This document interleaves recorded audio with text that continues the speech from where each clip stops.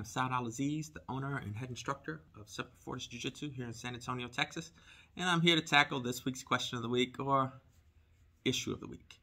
And what I'm going to talk about is the elephant in the room, which is COVID.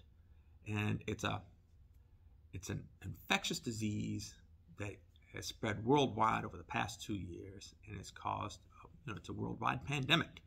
And it's had devastating effects throughout the world. And what I found a nice chart from Johns Hopkins, and I thought was really helpful on what COVID is and what COVID is not.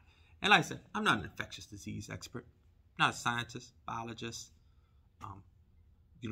definitely not a doctor.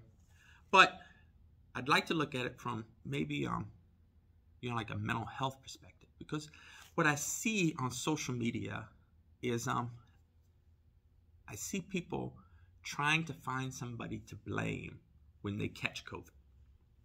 And they're not, it's like they're trying to find the patient zero. They're like, well, I caught it, and so-and-so was in my friendship group or at work, or, I had a social interaction with them, and they came down with the symptoms 2 days before I did, so I must have caught it from them.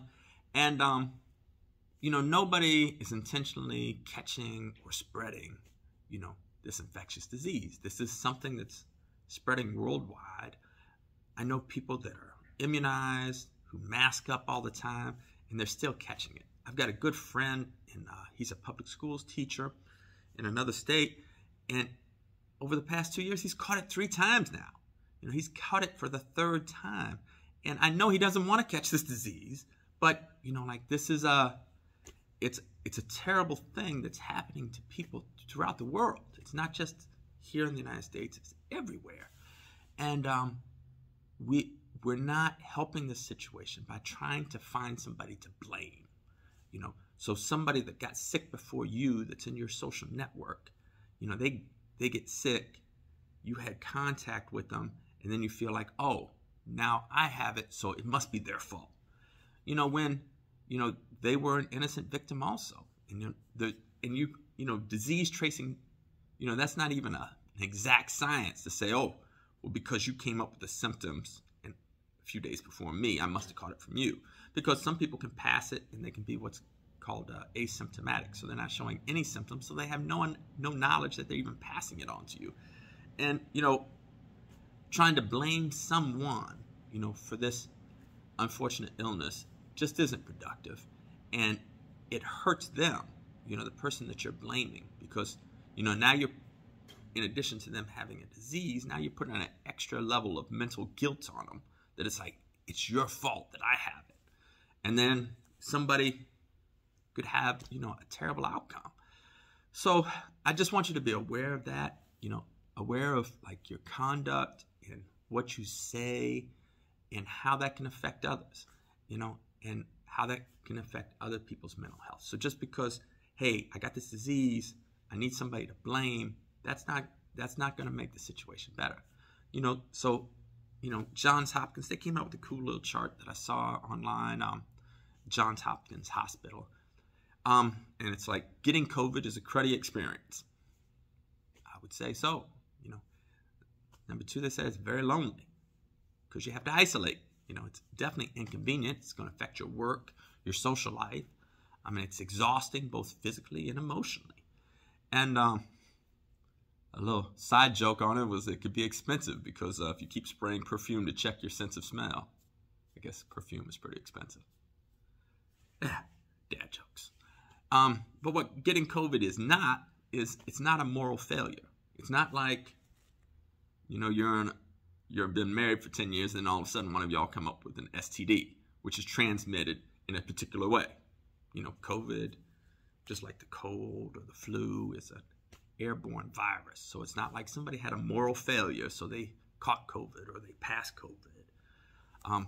It's not an excuse to blame or lash out at others, and it's not a reason to feel ashamed. If you catch this, there's no reason to be ashamed of it. It's like, hey, this is something that is infecting the entire world. Like there's nobody that's getting a free pass. And there's people that, I said earlier, that, have been immunized, who mask up and they're still catching it. And there's people who have caught it multiple times. So it's definitely, not something that you should try to contract to get it over with. Like we used to do that with, what do they call it? Chicken pox. It's like, get the chicken pox over with as a kid. That way, it's because it's not as deadly, as it would be as an adult. So it's not something that people are trying to contract to get it over with. And as I said, you could catch it more than once. So, just be aware of that. Like, just be aware of, it's a bad situation, but blaming others is not going to make the situation better. And so that's the topic for this week. Like I said, I'm not a doctor, not a scientist. I can't tell you how to prevent catching it. I'll leave that up to the CDC and to your medical professional, your medical doctor, your primary care provider, as to what, courses of action you should do to prevent, catching it the best you can, and what medical things you can do or should do. I'll leave that up to them. That's not something I'm going to try to advise you on. But what I do want to advise you on is, like, don't blame others, when you catch it. Just realize that, hey, it's a worldwide pandemic, and it's adversely affecting everybody. And there's a lot of victims, and we don't need to make somebody a double victim. It's like they're already a victim, they caught COVID. Now we're going to victimize them some more by blaming them for everybody else that might have caught COVID because they caught it. Like I said, I don't believe anybody's intentionally spreading it anywhere. It is what it is. All right, so that's it for this week. Hope everybody's having a great week, and look forward to seeing you in class. All right.